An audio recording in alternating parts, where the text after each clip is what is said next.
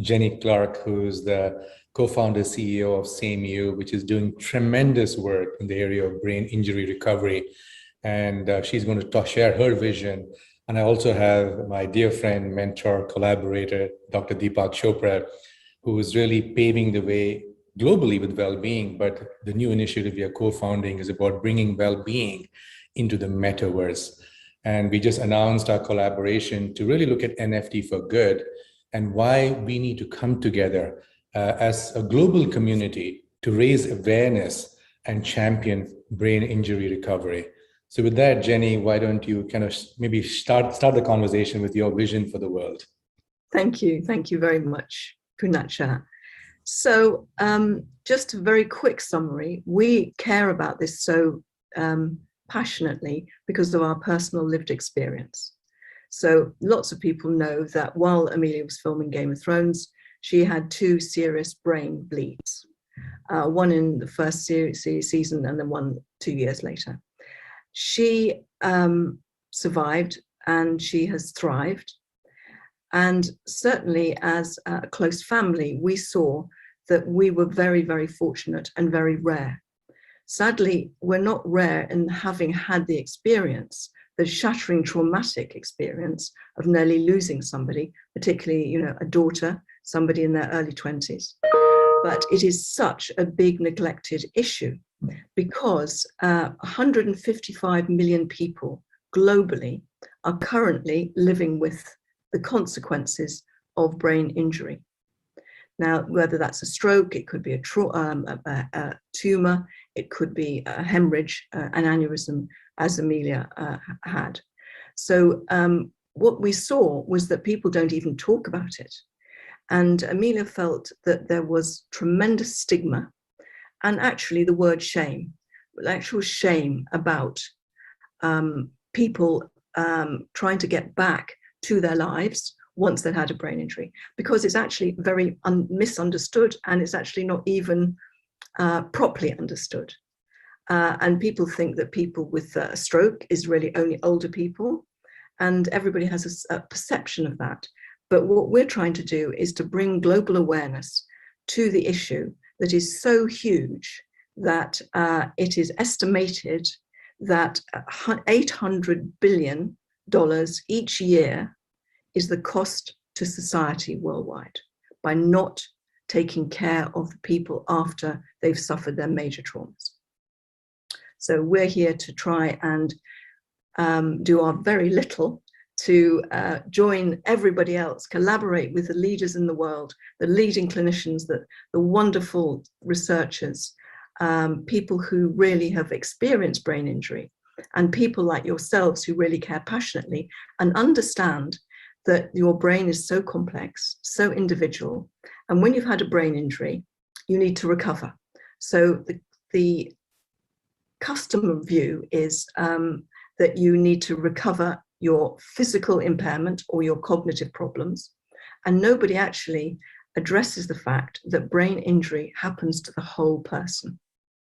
So you can't just treat one element of what's happened to you. You have to provide holistic, long-term, individualized recovery care. Dr. Chopra, this is something, we talk about mental health, suicide prevention. I think we just finished a conversation earlier about the human brain. What's your reflection and your vision? You want to share your thoughts on this? First of all, it's a great honor to collaborate with Jenny and Emilia Clarke on this next adventure that we're embarking on, bringing awareness of brain health and brain injury to the world, and also raising funds for research and long-term research, but also how do we activate the research into practical outcomes. So just as an aside, when I was in medical school, we thought that the brain was pretty fixed as an organ, that brain neurons never recovered, that you could not create neurons, you could possibly create new synaptic connections. And we've come a long way. Now we know that every experience, every sensory input from sound, music, sensation, images, feelings, thoughts, all of them come together to actually sculpt the brain that we have. We are born with many more neurons than we need. And so our brain is constructed from our genes. But after that, every experience changes the brain.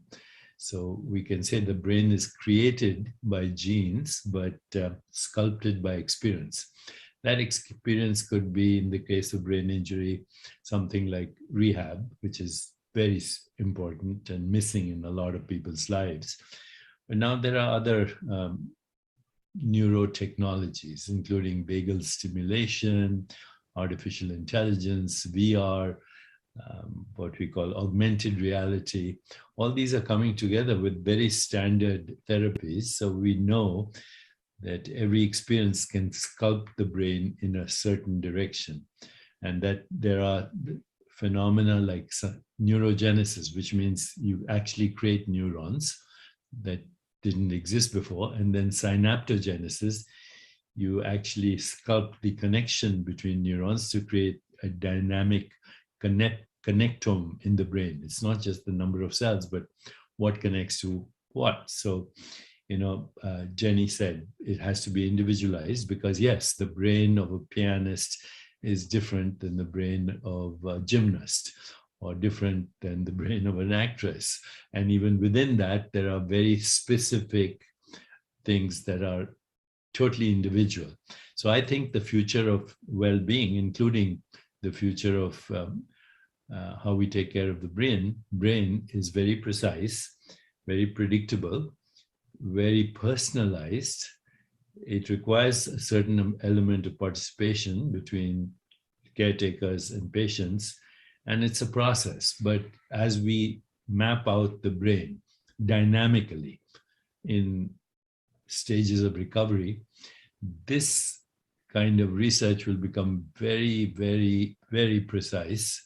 And I'm very optimistic that as we move forward, we'll be able to create healthy brains. We now also know that low-grade depression, low-grade anxiety, inflammation precede chronic illness by decades sometimes. And we can pick that up very early stages. But then when people have injuries like Amelia did, there are very precise ways to restore the connectome, restore synaptic interconnections, and actually generate neurons. This is the golden era of the brain. And I think if we really focus on healthy brains, ultimately we can hope to aspire anyway for a critical mass of human brains that create a more peaceful, just, sustainable, healthier, and joyful world. Right now, what we see out there as the world is pretty disastrous, and that's because our brains are conflicted. Even what we call the normal brain right now is sculpted by the hypnosis of social conditioning and old paradigms and conflict and polarization and politics and so on. But I think if we take a purely scientific approach in restoring brain health and combine it with all that we know about art, music, poetry, singing, all the things that actually stimulate a different part of our nervous system, the vagal nervous system, the parasympathetic nervous system, we can actually go beyond just restoring brain injury to peak performance and ultimately to peak living. That's my aspiration, and that's why I'm so grateful that we have this opportunity to take a real live example. Everyone knows who Amelia is, and so with her reach and her ecosystem, I think bringing awareness to not only brain injury and brain recovery, but peak performance and peak living, we can hope to create a different world. I mean, that's the biggest dream that Absolutely. one could have. It certainly is. It certainly is. Thank you, Deepak. I think really our collaboration with SameYou and Save Our Love is really about the community. I think when Jenny and we started talking, we said we really need to bring together community around this very important topic. So as we kind of look into creating with this metaverse for good, NFT being just one aspect of it, it's really about bringing awareness, creating a cohesive community. And SameYou is a young organization, but doing amazing work. Jenny, do you want to share some of the things? I know even through the pandemic, you've launched neuro rehabilitation using telemedicine. Do you want to share some of your cutting edge initiatives you're currently working on? Yes, that's great. But before I just do that, what I want to really make the point that why we've started the charity is not to talk about Emilia, but we were incredibly fortunate and aware that when we did launch, we had thousands and thousands of people write to us, and they told Emilia their story. And many of them, of these thousands, said it's the first time they felt able to talk to somebody, because Emilia telling her experiences in public has enabled them to feel better about themselves. So what I want to do first and foremost is to really see how to work with other people to galvanize voices from survivors and their carers, because these voices are currently unheard. They have no platform. And we hope that we can add an element of that to it. So working with you, this is one of the greatest honors and greatest opportunities to do that. So creating awareness, building brain injury recovery community and movement, we need to say, we can do better, demand better. If you've had a brain injury, you need to take some action. So we hope that with lots of other organizations, we can be a part of that. But we don't just want to create awareness, because it's so vitally needed now. Recovery and rehab, particularly in the pandemic, as you mentioned, there was not very much, people just couldn't go into people's homes and people couldn't come to clinics. So we worked with University College Hospital London and University College London. And they have a wonderful institution called Queen Square. And we put together some funding and some outreach, and we were able to put a group of survivors linked to the clinicians in an online environment. And that hadn't been done really before, and we were able to, with the help of Emilia's fans, who provided the funding, we were able to really put together this integrated brain, body and mind, as we call it, as we're not clinicians, support system for people and carers. And it's been phenomenally successful. And we're also piloting another one in a part of England, and we hope to have that commissioned by the NHS. So that's just one of the things. But we do think that the future is connecting people and giving access around the world where people don't have any help after they had a brain injury. So the only real way we can do that is through digital technologies. And so there is a very big vision that we have, that we will create a platform that is multifaceted, that has got tremendous support and involvement of the community themselves, of survivors and brain injury, survivors' families and their carers. So this is a really, really big aim. We have many more. We really want to create centres around the world that really do look at the social, emotional impact that happens post trauma, as well as giving the cognitive and disability therapies that currently do exist. But the other message I've got really is that they might exist in patches of wonderful excellence, but what we're looking for is parity. We want to stop the discrimination against people who can't access the centres of excellence and make this universally available. Thank you, Jenny. I think from our perspective, from a Save Our Love perspective, I think the connection about destigmatizing, connecting, creating a platform. And the main goal of this collaboration, the Metaverse for Good, with this particular NFT series, is to really raise funds to support SameYou's ambitions to do good in the world.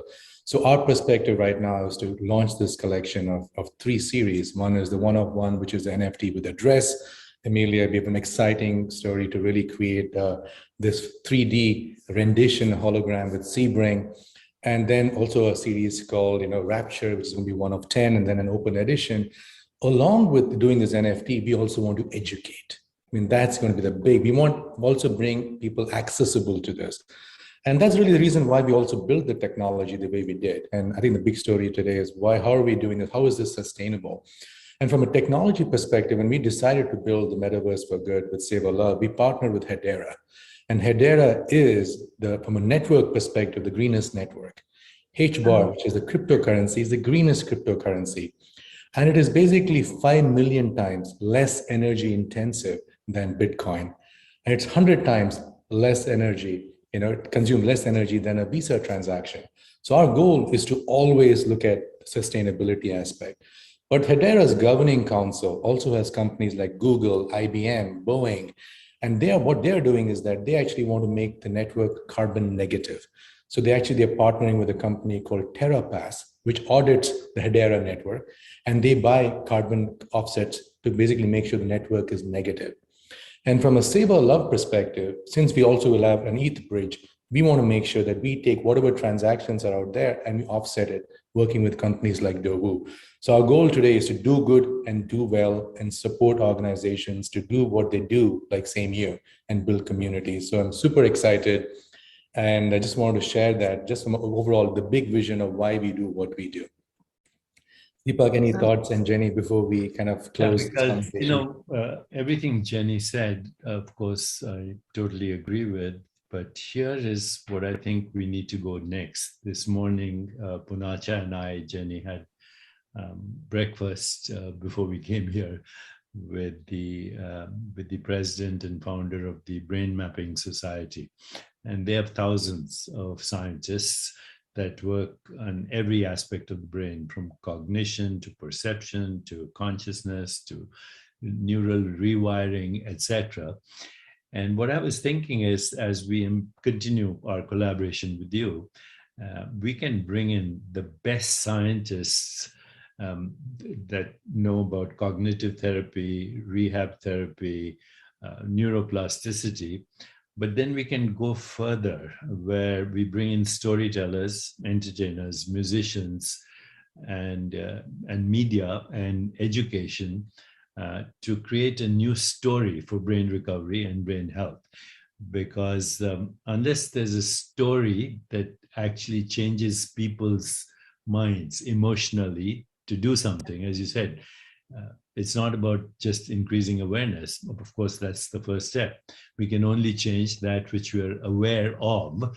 But now we need, for a new story, social scientists are saying if you want to create a new paradigm, you need maximum diversity, which means not only neuroscientists, but everybody in the field of AI and artificial intelligence and neurotechnology. You need the scientists, you need the technologists, but you also need the storytellers, and you also need humanitarians, and you need people in the world of education and media. When you have that kind of maximum diversity and shared vision and complement everybody's strengths, then the future of brain health and brain well-being will actually create a new ecosystem of world health and well-being, I think. And that includes everything from, Poonacha mentioned climate change. So you have to address that. We mentioned other things that are happening in the world that have to do with our brain health. So we need to look at everything together for this new paradigm to emerge. And that's why we're thrilled to start this initiative with you. But be warned, we are going to bring in many more scientists and storytellers so that what you're doing can move to the next level as well. Well, that's incredible and incredibly grateful, because when Emilia and I discussed and how we would do this charity and what we wanted to achieve, she really had immediately the understanding, of course, that bringing the creative arts at least into this recovery journey for people is hugely exciting.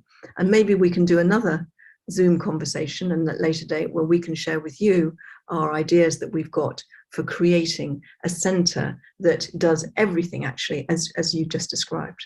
So wonderful. Look forward to that. Once again, Jenny and Deepak, thank you so much. Really excited about the Save Our Love and SameYou collaboration. And the real focus for us is to bring awareness to brain injury recovery, rehabilitation, and the journey just started. So really look forward to collaborating, and I'm grateful for all the support. Thank you. Thank you. Thank you, so much. Poonacha.